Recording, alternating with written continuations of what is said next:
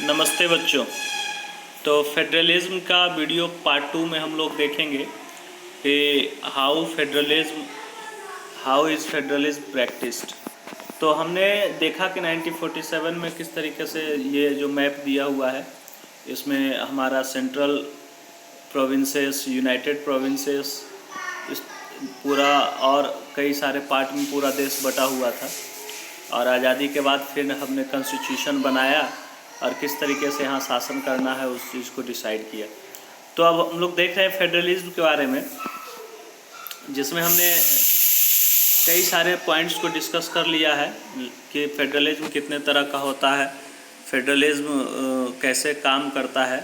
इसको अब हम लोग को डिस्कस करना है। तो constitutional provision are necessary for the success of federalism but these are not sufficient.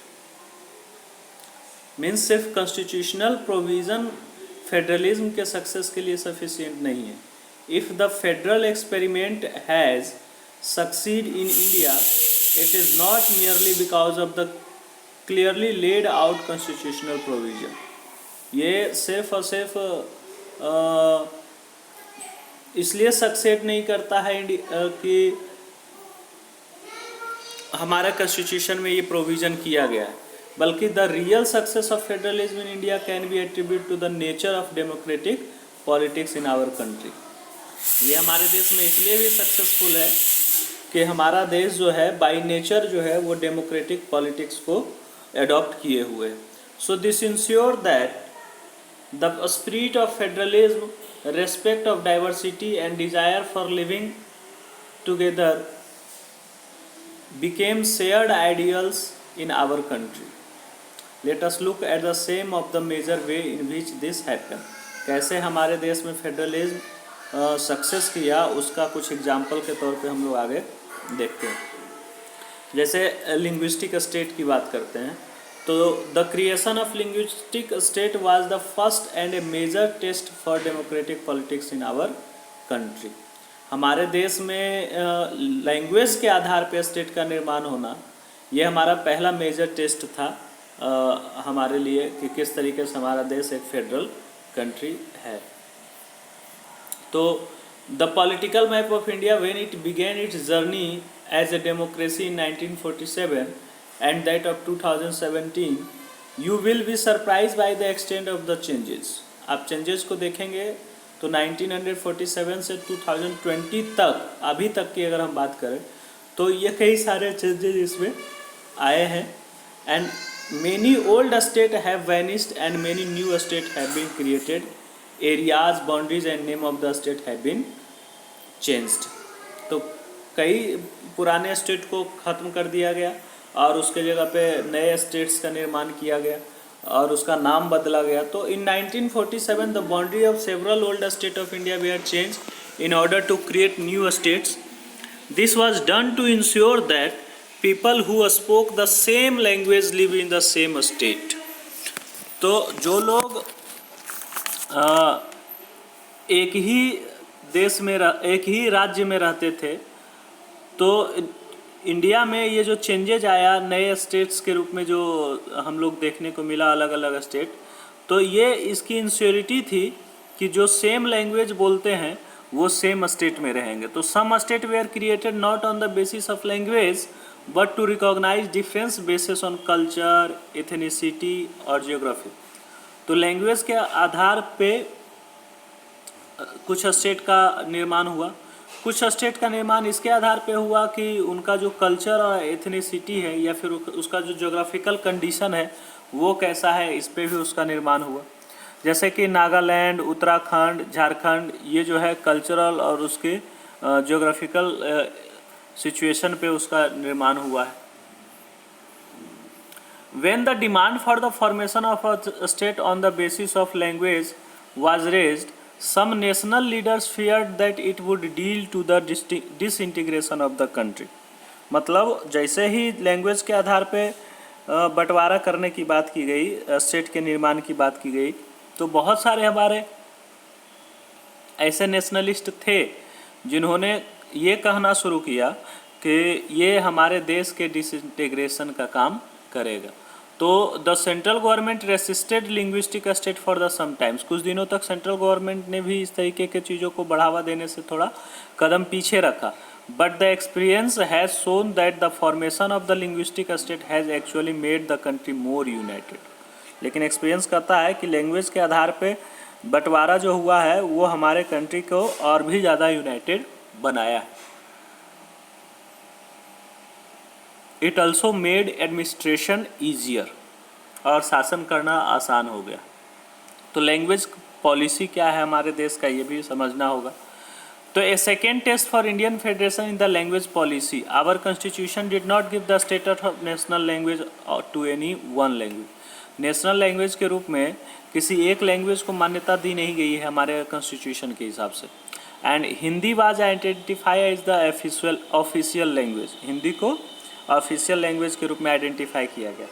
तब but Hindi is the mother tongue of only about 40% of the Indian. India में लगभग 40% लोग ही हिंदी उनका मदर टंग है. बोलने वाले की संख्या ज़्यादा है लेकिन मदर टंग के रूप में 40% लोग. So therefore there were many safeguard to protect other language beside Hindi.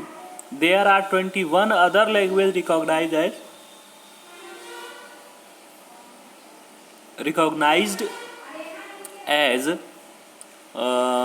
Schedule language by the constitution. तो हिंदी के अलावा 21 लैंग्वेज और भी हैं जिनको शेड्यूल्ड किया गया है हमारे कॉन्स्टिट्यूशन में.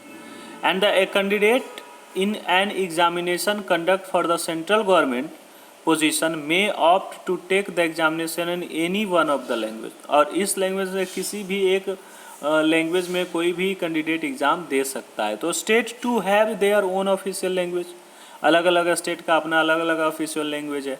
Much of the government work take place in the official language of the concern state. और मैक्सिमम स्टेट अपने अपने ऑफिशियल लैंग्वेज पे काम करते हैं. Unlike Sri Lanka, the leaders of country adopted a very cautious attitude in spreading the use of Hindi. अगर श्रीलंका का उदाहरण के तौर पे देखें तो जो वहाँ लैंग्वेज की पॉलिसी थी उस हिसाब से हमारे देश में हिंदी को स्प्रेड करने का जो एटीट्यूड था वो काफ़ी सावधानी पूर्वक था. So according to the constitution the use of English for official purpose was stop in 1965. 1965 में ही इंग्लिश को डिसकंटिन्यू कर दिया गया था ऑफिशियल लैंग्वेज के रूप में. So how ever many non Hindi speaking state demanded that the use of English continue. जबकि कई सारे जो नॉन हिंदी स्पीकिंग स्टेट थे वो इंग्लिश को कंटिन्यू करना चाहते थे, उन्होंने इसका डिमांड रखा. इन तमिलनाडु दिस मूवमेंट टू का वायलेंट फ्रॉम, तमिलनाडु में इसका काफ़ी चर्चा था जो वायलेंट यानी कि हिंसा के रूप में भी सामने आया. The central government responded by agreeing to continue the use of English along with the Hindi for official purpose. तब जाके जो सेंट्रल गवर्नमेंट थी वो तैयार हुई कि इंग्लिश को हिंदी के साथ साथ ऑफिशियल पर्पस में यूज़ किया जा सकता है. Many critics think that this solution favoured the English speaking elite and promotion of Hindi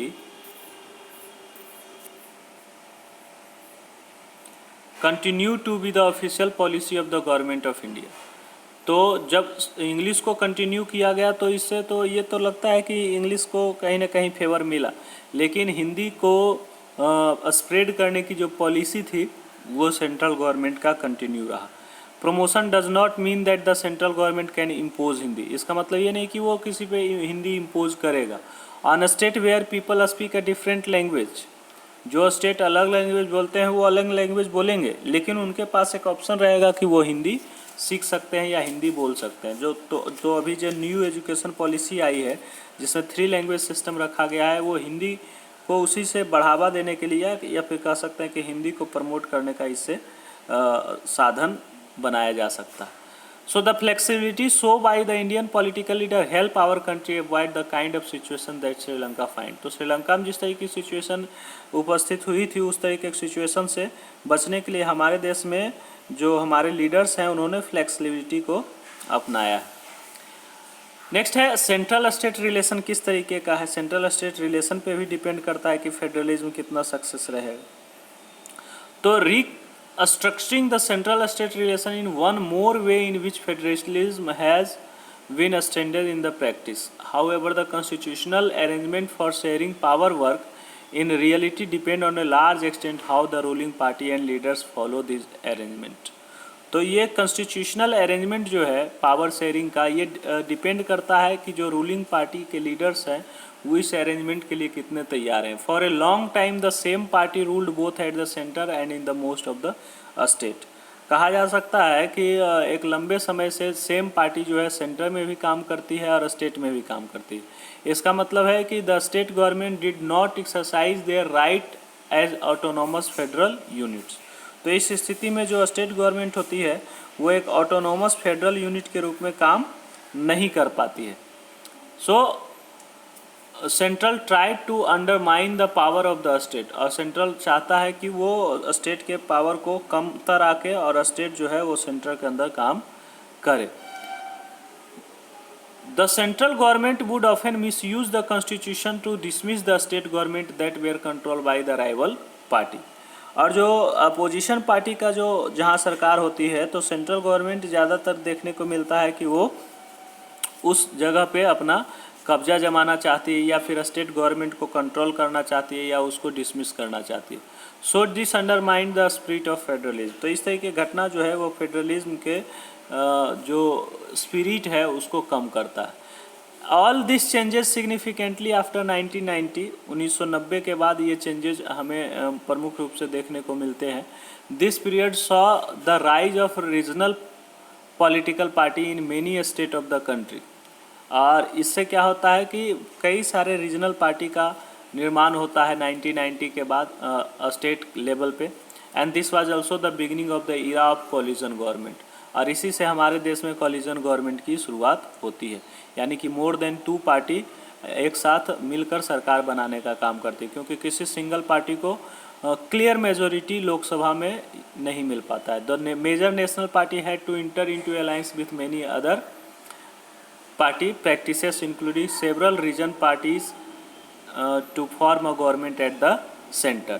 This led to a new culture of power sharing and respect for the autonomy to a state government. तो इस तरीके से एक नया culture जो है वो हमारे सामने आता है स्टेट गवर्नमेंट और सेंट्रल गवर्नमेंट के बीच में पावर शेयर करने. देखिए ये पिक्चर दिया हुआ है जिसमें the state plead to more power. State अपने आप को कहते हैं कि उसके पास ज़्यादा से ज़्यादा पावर दिया जाए. दूसरा तरफ है perils of the running A collision government. यहाँ देखिए एक कोलिजन गवर्नमेंट चल रहा है, बीच में जो सेंट्रल गवर्नमेंट है और चारों तरफ उसका जो चेयर बना हुआ है अलग अलग पार्टी से मिलकर बना हुआ है. तो इस स्थिति में कार्टूनिस्ट बताना चाह रहा है कि किस तरीके से फेडरलिज्म काम करता है. तो central government supported by a major judgement of the Supreme Court that made it difficult for the central government to dismiss state government. तो कह सकते हैं जुडिशरी के द्वारा जो कुछ जजमेंट दिए गए हैं सुप्रीम कोर्ट के द्वारा, इससे सेंट्रल गवर्नमेंट के लिए एक काफ़ी कह सकते हैं कि डिफ़िकल्ट सिचुएशन होता है कि किसी स्टेट गवर्नमेंट को आर्बिट्री मैनर से वो डिसमिस कर सके. सो Thus, federal power sharing is the more effective today than it was early after the constitution came into form. तो सेंट्रल गवर्नमेंट जो है वो और स्टेट गवर्नमेंट के बीच में जो फेडरल स्ट्रक्चर है वो शुरुआती दौर से अभी कहीं ज़्यादा वो प्रिवेल करता है. लिंग्विस्टिक डाइवर्सिटी इन इंडिया की अगर बात करें तो इंडिया में डाइवर्सिटी है लैंग्वेज के आधार पे, कई सारे लैंग्वेज बोले जाते हैं. सेंसस ऑफ 2011 के हिसाब से हमारे देश में लगभग 1300 डिस्टिंक्ट लैंग्वेज जो थे जिसको रिकॉग्नाइज किया गया और सबका अपना अपना मदर टंग था. अगर देखें एग्जाम्पल के तौर पे तो भोजपुरी, मगही, बुंदेलखंडी, छत्तीसगढ़ी, राजस्थानी, इस तरीके कई सारे ग्रुप थे जो हिंदी से जुड़े हुए थे, वैसे ही अलग अलग लैंग्वेज से जुड़े हुए थे. तो सेंसस के आधार पे ये फाउंड किया गया कि हमारे देश में लगभग 121 मेजर लैंग्वेज है और उनमें से 22 लैंग्वेज जो है वो हमारे 8th शेड्यूल में डाला गया है, यानी कि हमारे कॉन्स्टिट्यूशन के द्वारा उसे शेड्यूल लैंग्वेज डिसाइड किया गया है. नॉन शेड्यूल लैंग्वेज अदर जो जितने भी लैंग्वेज है सभी नॉन शेड्यूल लैंग्वेज कहलाते हैं और हमारे देश में ये आज भी उतने ही बोले जाते हैं. तो ये सारा इसमें डिस्कशन किया गया है कौन कौन सा लैंग्वेज कितने % के लोगों के द्वारा बोला जाता है। तो इसमें आप देख लेंगे सब, और आगे टोटल 22 लैंग्वेज का इसमें डिस्कशन किया गया है। तो यहाँ पे एक रिपोर्ट है स्टेट रीऑर्गेनाइजेशन कमीशन का, जिसने एग्जैक्टली 50 ईयर पूरा होने पे इसको इम्प्लीमेंट किया गया था। और नवंबर 1, 1956 को इसका निर्माण हुआ था, मैंने फाउंडेशन हुआ था। And this is its own time and own way has transformed the political and institutional life of the nation. Gandhi and other leaders promises their followers that when freedom came, the new nation would be based on a new set of provinces. This based on principle of language. However, when India was finally freed in 1947, it was also divided. Partition was the consequences of a primordial attachment of one's faith. How many more partition would that other primordial loyalty language lead to? So ran the thinking of Nehru, Patel and Raja जी। तो कुछ ये statement दिए गए हैं उसके द्वारा। Main रूप से अगर हम आते हैं फेडरलिज्म को, तो अब देखते हैं फेडरलिज्म जो है डिसेंट्रलाइजेशन ऑफ इंडिया में देखने को मिलता है कि इंडिया में पावर को डिसेंट्रलाइज कैसे किया गया। तो we noted above that federal government have 2 और more tiers of government and we have so far discussed the 2 tier of government in our country.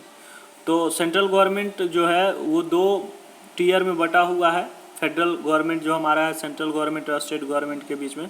But a vast country like India can not be run only through these 2 tears. तो India जैसे विशाल country में सिर्फ ये 2 tier से काम चलने वाला नहीं था। तो state in India are as large as independent country of Europe. In term of population Uttar Pradesh is bigger than Russia. सोच लीजिए, पॉपुलेशन के आधार पर देखा जाए तो उत्तर प्रदेश जो है वो रसिया से बड़ा है। Maharashtra is as big as Germany and many of this state are internally very diverse. और फिर स्टेट के अंदर भी काफ़ी सारी डाइवर्सिटी है। So there is thus a need of power sharing within these states. Federal power sharing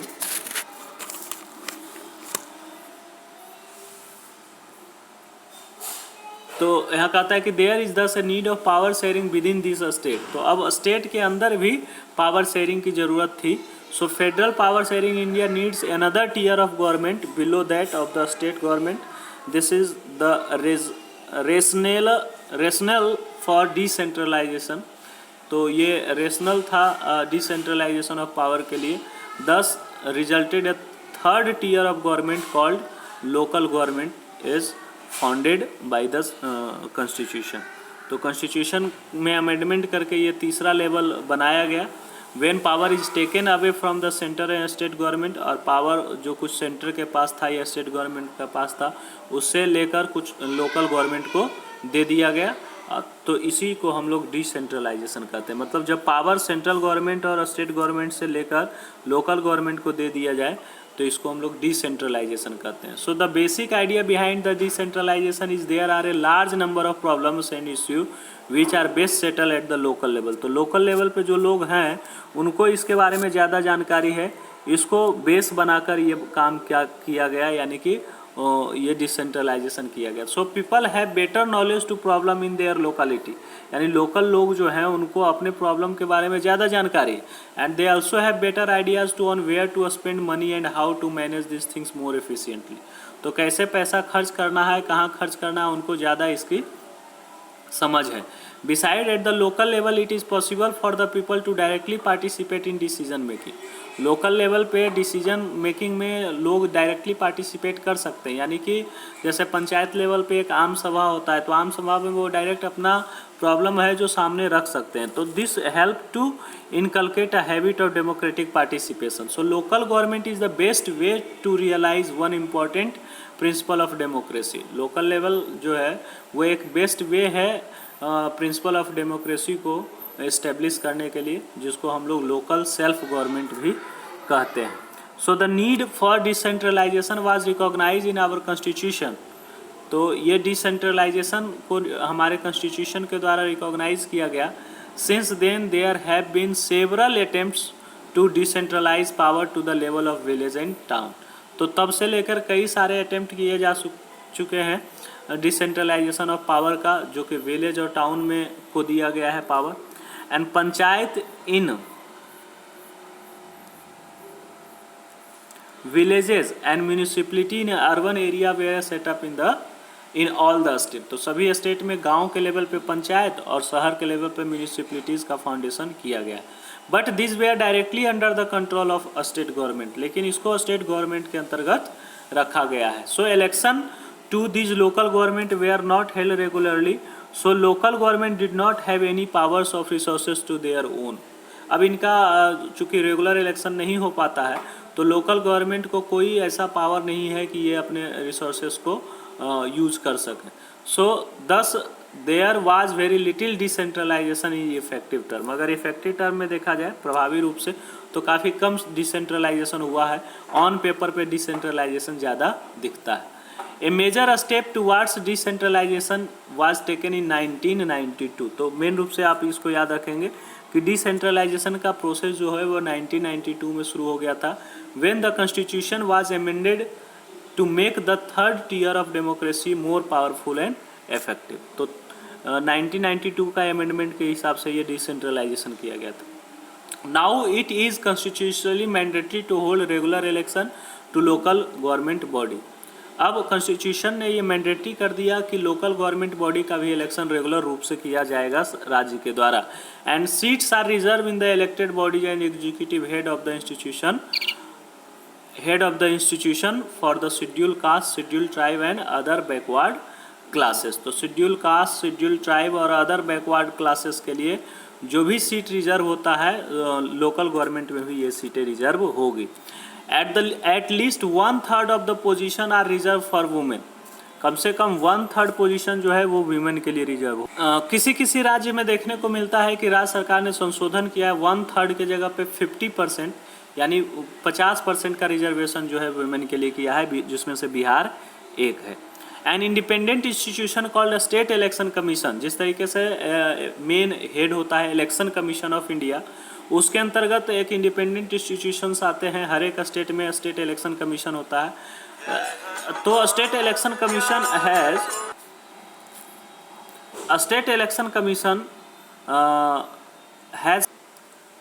has been created in each state to conduct panchayat and municipal election. The state government are required to share some powers and revenue with local government bodies and the nature of the sharing varies from state to state. तो state government जो है वो power और revenue को local government bodies के बीच में share करती है और ये स्टेट टू स्टेट वेरी करता है। So rural local government is popularly known by the name of Panchayati Raj, और ये लोकल गवर्नमेंट को हम लोग पंचायती राज के नाम से जानते हैं, खास करके रूरल एरिया में। Each village or a group of village in some state had a gram panchayat. कुछ शहरों कुछ स्टेट में इसको ग्राम पंचायत के नाम से भी जाना जाता है। And gram panchayat is a council consisting of several wards member. कई सारे वार्ड्स मेंबर होते हैं, पंच होते हैं, और इनका हेड एक होता है प्रेसिडेंट, जिसको सरपंच कहा जाता है। So they are directly elected by the all the adult population living in that ward. तो ये सभी वहाँ के एडल्ट पॉपुलेशन के द्वारा चूज किए जाते हैं। So it is the decision making body for the entire village. The panchayat work under overall supervision of the gram sabha and all the voters in the village are in its member and it has to meet at least twice or thrice in a year of approve the annual budget. तो ये जो local level पर पंचायत होता है वो सब ग्राम सभा के अंतर्गत काम करता है। और ग्राम सभा के मेंबर कौन होते हैं? तो विलेज में जितने भी लोग वोटर्स होते हैं सभी इसके मेंबर होते हैं, और कम से कम 2 बार या 3 बार इनको मिलना पड़ता है।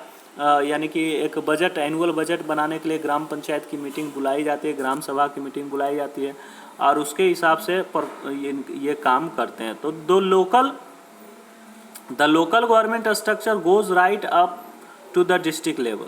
ये लोकल गवर्नमेंट स्ट्रक्चर जब आप डिस्ट्रिक्ट लेवल पे भी लगाया गया है।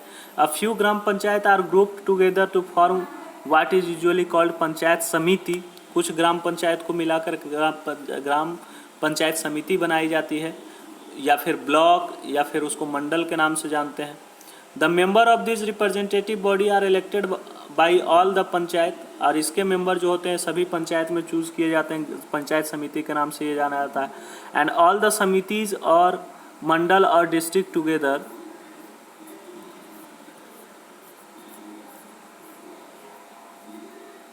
कंस्टिट्यूट द जिला परिषद। डिस्ट्रिक्ट में एक जिला परिषद होता है। Most member of the Zila परिषद आर इलेक्टेड, जिला परिषद के भी अलग अलग मेंबर जो हैं वो चूज होकर आते हैं। Member of the Lok Sabha and MLA of the district and some other officers of other district level bodies are also its member. तो एमएलए और एमपी जो होते हैं इस डिस्ट्रिक्ट लेवल बॉडीज़ के मेंबर होते हैं।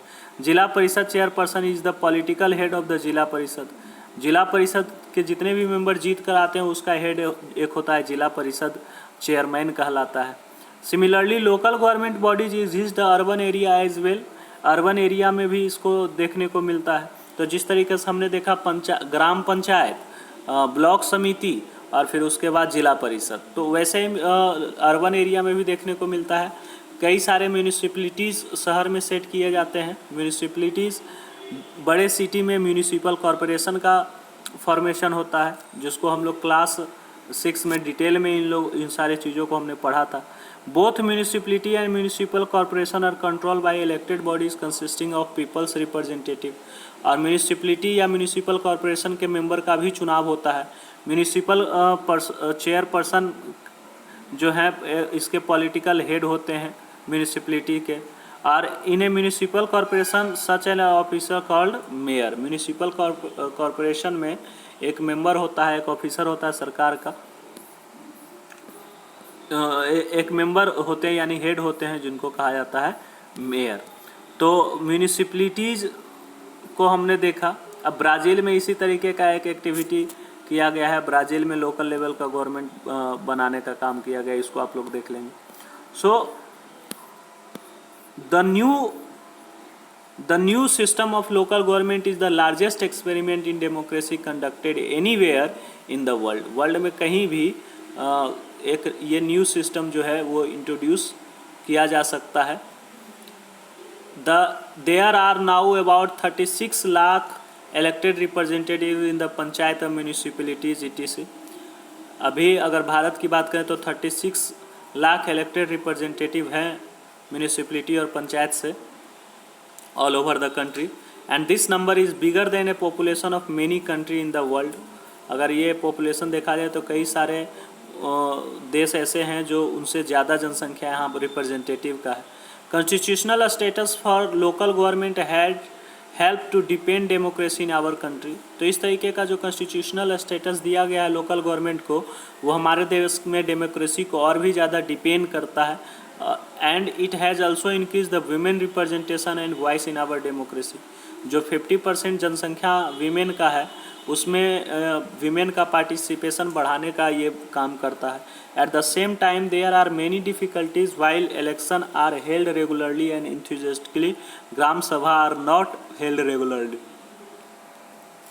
जिस तरीके से बाकी एमएलए और एमपी का रेगुलर चुनाव होता है, तो हम देखते हैं कि ग्राम सभा का चुनाव रेगुलरली नहीं हो पाता है।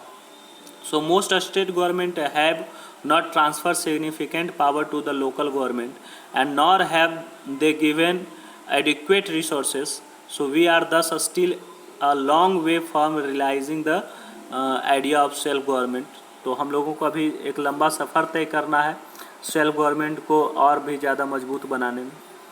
तो आप पूरा चैप्टर इसको पढ़ लेंगे और चैप्टर पढ़ने के बाद इसका क्वेश्चन आंसर जो भी है उसको आप सॉल्व कर लेंगे। ओके, धन्यवाद।